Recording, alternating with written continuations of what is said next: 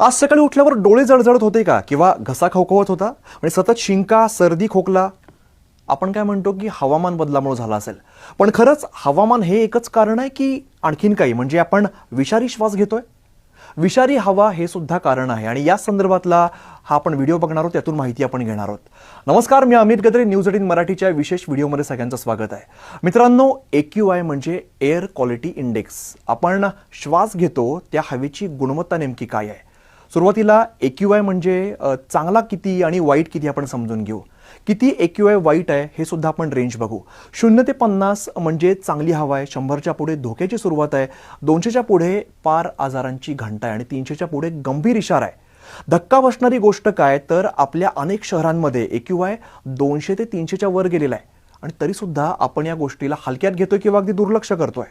आज जे सगळे त्रास दिसतायत ते आपल्याला किरकोळ वाटतायत, म्हणजे सर्दी, खोकला, डोळ्यांची जळजळ, डोकेदुखी, थकवा, पण हे फक्त सुरुवात आहे मंडळी। कारण ही लक्षणं सांगतायत आपल्या शरीरात काहीतरी चुकतंय। लक्ष द्या, हे खूप महत्त्वाचं आहे, कारण वाढलेला AQI म्हणजे फुफ्फुसांवरती हळूहळू घाव घातला जातोय। त्यामुळे काय होऊ शकतं तर दमा आहे, श्वसनाचे आजार होत आहेत, हृदयविकाराचा मोठा धोका आहे, लहान मुलांची फुफ्फुसं पूर्ण विकसित न होणं हे सुद्धा यातून घडतंय, वृद्धांमध्ये गंभीर गुंतागुंत बघायला मिळते आणि हो, कर्करोगाचा धोका सुद्धा मोठा आहे।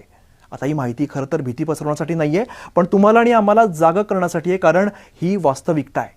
आपण रोज जो श्वास घेतोय ते आपल्याला आजारी करत असेल तर प्रश्न विचारायला हवा।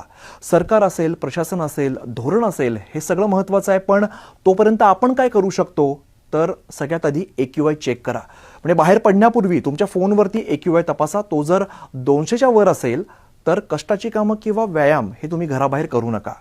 मास्कची निवड अतिशय महत्त्वाची आहे। साधा कापडी किंवा सर्जिकल मास्क या बारीक कणांना रोखू शकत नाही, त्यामुळे N95 किंवा N99 यांसारखा मास्क वापरला पाहिजे।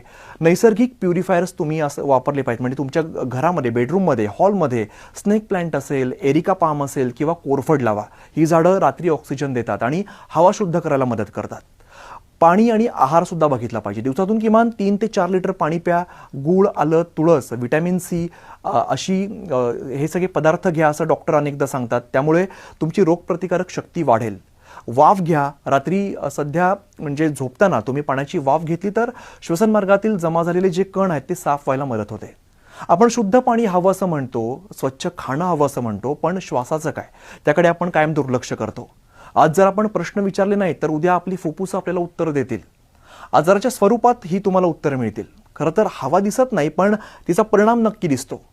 मित्रांनो, विकास अगदी गरजेचा आहे, म्हणजे त्याला पर्याय नाहीये, पण तो आपल्या